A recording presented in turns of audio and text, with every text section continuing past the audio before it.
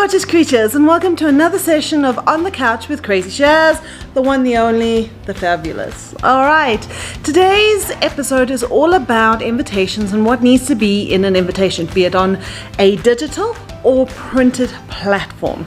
So if you like what we do, remember to subscribe, hit those notification bells, and remember those comments. We love comments and we promise to reply to all of them. Okay, on with the show.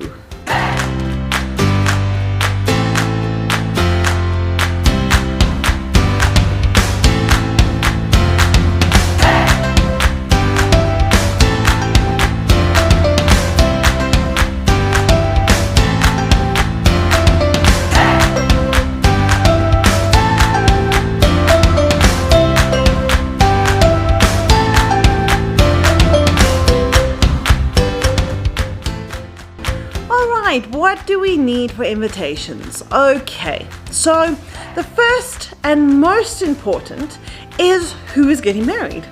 I know it seems a little obvious, but names are very, very important, and there is a little bit of etiquette to follow, but you know what, at the end of the day, you do what feels good and what works for you. All right. Normally, bride's name goes first, depending on what your culture says. Sometimes the man will win, and he goes first. But according to tradition, the bride's parents normally pay for the wedding, and normally whoever pays for the wedding goes first on the invitation. So you would have Mr. and Mrs.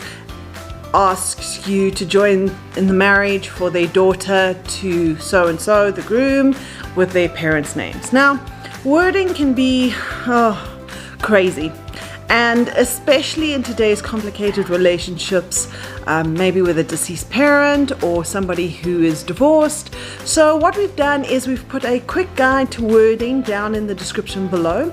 Also, a great resource for wording is the knot.com. I will also put a link to their website below.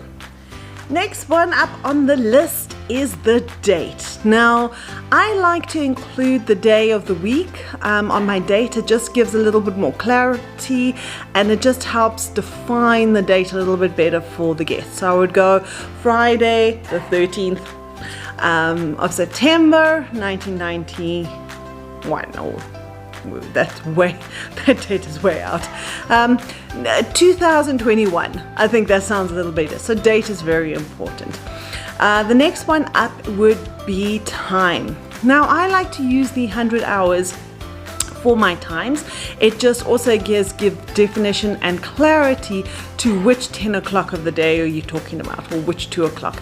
I know sometimes it might be a little bit obvious, but it's better to go, okay, at 1300 hours than maybe 1 p.m. as per se. All right. Now, time I normally only put in for the ceremony. Mostly today, brides are getting married at their venues, so there's no real distance to be traveled or a different place to be traveled for the reception. But if the reception is in a different place, then maybe we would put a time for the reception just so that people know what time they are expected at the second venue. I tend to, if it's at the same venue, I tend to, as I said, only do one time. Reason being is I like to say, or I like to believe, if you're going to attend my wedding and I'm going to pay for your party, you might as well be at the ceremony. So I like to make sure that there's only one time so everyone attends the ceremony. Now, what time to do? This also ties into the photographer. We will be talking to a photographer, Tanya Rootman, a little bit later in the series, and we'll talk about times and schedules and how to time it and how much time should go for each of your different elements on the day. But what I normally like to tell guests is to be there probably about half an hour to 45 minutes before the scheduled time of the bride walking down the aisle. So if a bride is to walk down the aisle at about 2:30, I would put the time for the guests between 1:30 for 2 p.m. This gives them enough time to get seated, and even the people who come at 2 p.m., even if they're a little bit late, we've still got a little bit of leeway going forward. Okay, so we've got name, date, time. The other place is the venue and the address of the venue. Now, This, depending if it's printed, can just be a simple address. You can put GPS coordinates. If you're going digital, you can add a Google Map link, which is always a big help. This can also be included on your website. And we'll talk a little bit about digital versus printed a little bit later. Okay, other details, dress code. Okay, we've done a whole segment on dress code. You can see the link in the icon above, and you can see all the details and all the different levels of dress code. But it's very important to put dress code. Like, for instance, as the Greeks like to have white at a wedding. Now, white is traditionally a taboo color for guests at the wedding. So you need to state this depending on what your requirements are or what your heritage is. Here in South Africa, we have what's called a white wedding and a traditional wedding. And at the traditional weddings, a lot of people like to wear a certain color or recommend to wear a certain color of the tribe, a certain type of shweshwe, so that also needs to be put onto your invitation. Now, another thing to include is whether children are included or not. It's a big trend. I think 9 out of 10 of my brides that I do invitations for basically state no children allowed. Just a pointer, if you are going to have children at your wedding, and I love having children at a wedding, but there's pros and cons to that. Just make sure you have some kind of entertainment for them so that they're not just nipping at their parents' heels and then the parents don't get to enjoy the whole event. All right, so organize a playroom with a sitter, some videos, crayons, their own menu. So if you're going to have kids at the wedding, just think a little bit ahead and plan something for them. All right. Another thing to have on your invitations is your bar requirements. We're not all that fortunate that we can all afford a full bar. A big trend at the moment is to do a specialized bar or a specialized cocktail or a gin bar or something like that. But not everybody eats and drinks. So not everybody drinks a specialized drink. So it's maybe a nice thing to put on and say it's a cash bar, so that people know to bring cash or to bring a credit card, but then also have, say, okay, soft drinks and beers and malts and wines are complimentary on the house. So just remember that as one aspect to include on your invitation. All right, the next one would be directions or a map to either the venue, if it's both the ceremony and reception, or the church. When you're doing printed, you can add an extra map. This is more decorative than anything else, I must admit. All right, accommodation. Sometimes people like to, or are coming from far away, you like to include accommodation details. Also, like if your venue is out in the wild, like here in Joburg in South Africa, most of our wedding venues are quite far out. They are out at sort of Mildredrift, Gallysburg, that kind of thing, and it's not that easy to get an Uber. So plan one of two things. Offer an accommodation option, and it's not necessarily something that you have to pay for, but give options and varieties of different places in and around the venue so that people can stay over if they need be. Because to catch an Uber so far out, first of all, costs an absolute fortune. You might as well stay over. And secondly, they are in short and scarce supply. So maybe another option, instead of offering accommodation or accommodation options, is to create a shuttle service, saying, okay, we are from 11 o'clock, we are going to be doing shuttle service back to center of wherever. You can pick up your car and go home from there. So that's a couple things to include on your wedding invitation. All right. Remembering with your invitations, your printed invitations, that every time you add a piece of information, it adds more layers or more details to your invitation. By doing this, you're also going to increase the cost of your invitation. Now, if we look at a wedding of about 100 odd people, all right, it's just an easy number to work because we can work percentages quite easily. If you were doing completely printed, you would look at about 60%. This would cover or account for wedding couples, guest couples, or singletons. All right, and if you have families, that might be less. But on average, out of 100 guests, it's normally about 60 odd percent. All right, but today a big trend and a big thing that we do is digital invites. First of all, this saves costs. Okay, it helps with delivery, and it's just easier, and generally the cost is much lower because there's a lot less production involved. Now, WhatsApp, email has become popular forms to send out these digital invites. Now you can do a simple JPEG, or you can do, what I love to do is do a wedding video invitation.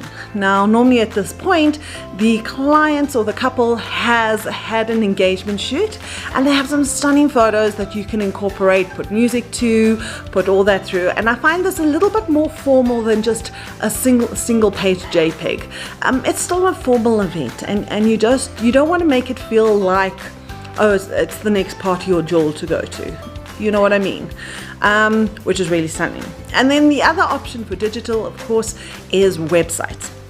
And there are so many different websites. There's a great new website called Joy, or with Joy. I'll put the link in down below. And on the website, you can do RSVP tracking. You can send out your invitations. You can put information, your story about us, who your bridal party is, Google Maps and links to all of that. So digital has a lot of pros in that sense, but with digital you do have to have a user interface, and if somebody is not quite user or digitally inclined, you might have a slight problem. So my recommendation normally going forward with any invitation suite is to do a smaller amount of printed.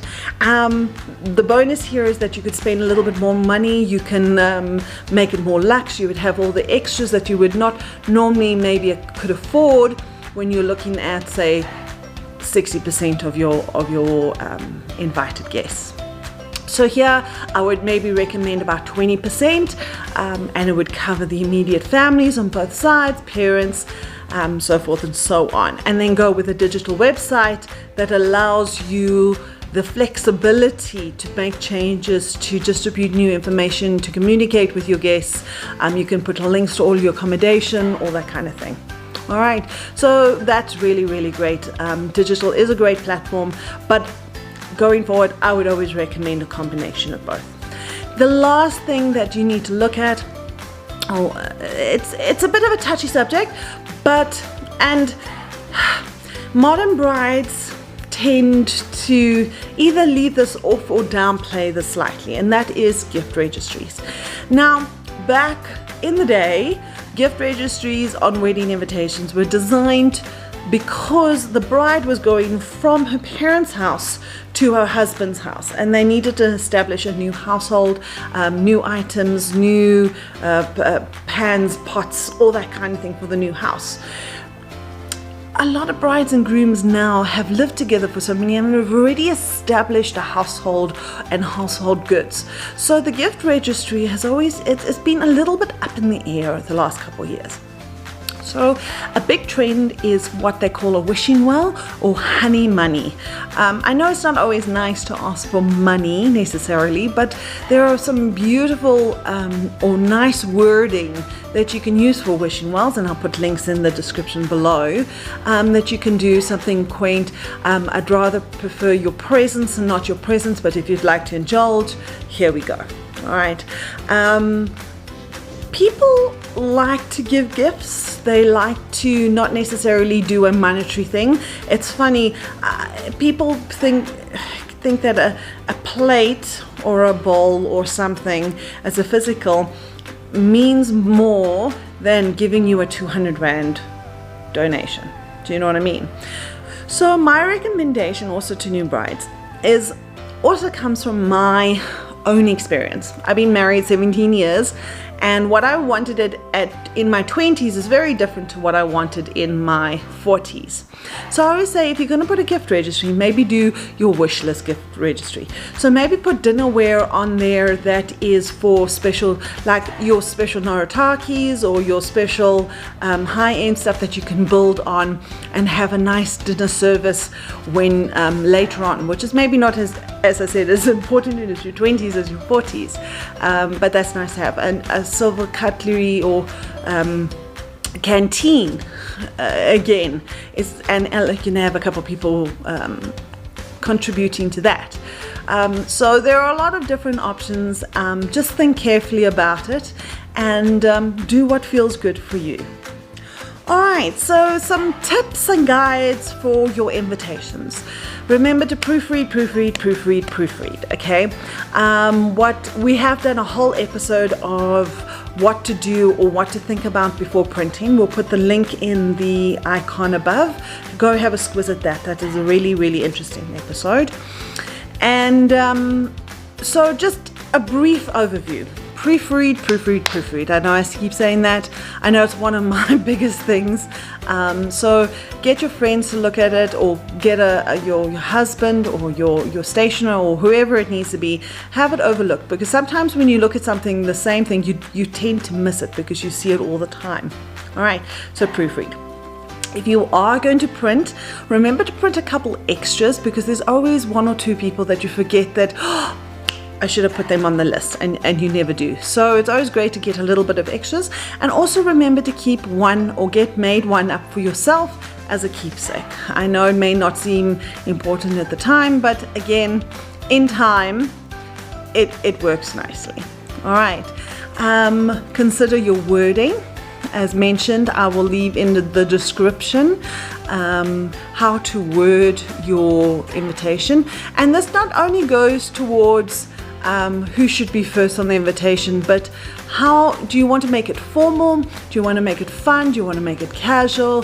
So think about your wording, think about your look and your style. So you're not going to do this high glam, high fashion invitation and have very casual wording. It doesn't go together. So think about those two and how they work together.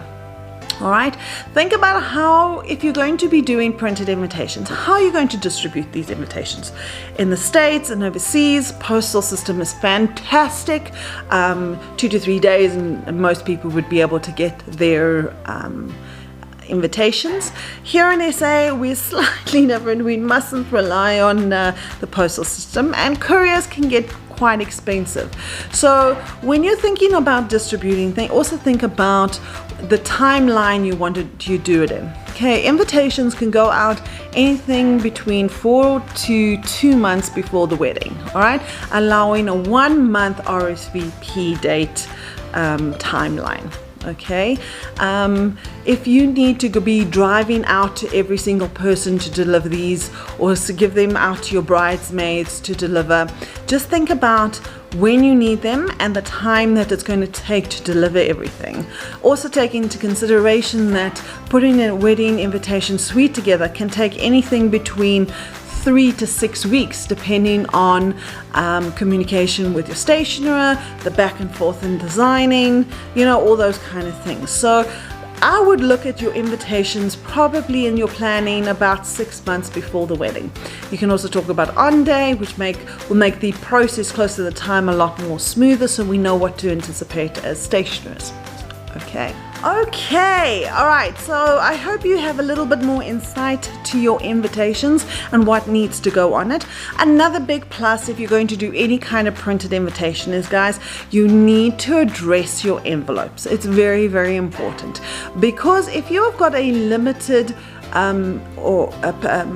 guest list, okay, where you can only invite a certain amount of people, you need to address those envelopes. Reason being is, if I get a blank invitation, who is invited to that to the party? All right, is it me, my mom, my cat, my child's friend? you know what I mean, okay? That's a little bit of an exaggeration, but what's very important, you need to address those and you need to personalize those. So you need to go on the invitation. I normally recommend it on the outside. It flows a little bit easier, and then it's also easier for handing out, so you know this goes to Joe Soap. So it's Mr. and Mrs. Lambrakis. Your packs is 3 including your son, for instance. Or 2, or this is only for Miss Sanders, no partner. It's also very important to state for our singletons if a partner is included or not. It is perfectly okay to say, listen, we are not having strangers or any, due to size restrictions or budgetary, we're only going to invite. It's okay to invite one person. You don't have to do with partner, because with partner can also add up very, very quickly. All right, so we're going to take you through what needs to be on invitations step by step, giving you a guideline and pointing out where everything is. So enjoy the little illustration.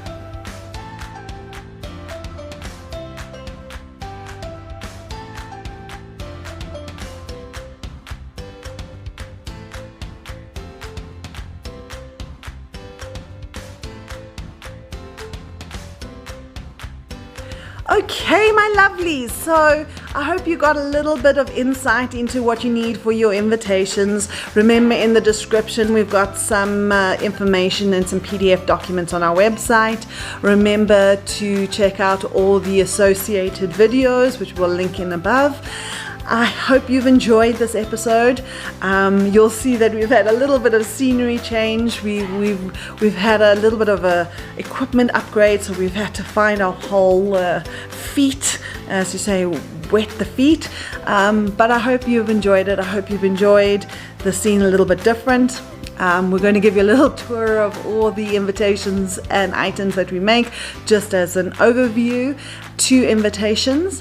But if you like what we do, remember to subscribe, notifications, turn those bells on, and any and all comments we promise to answer.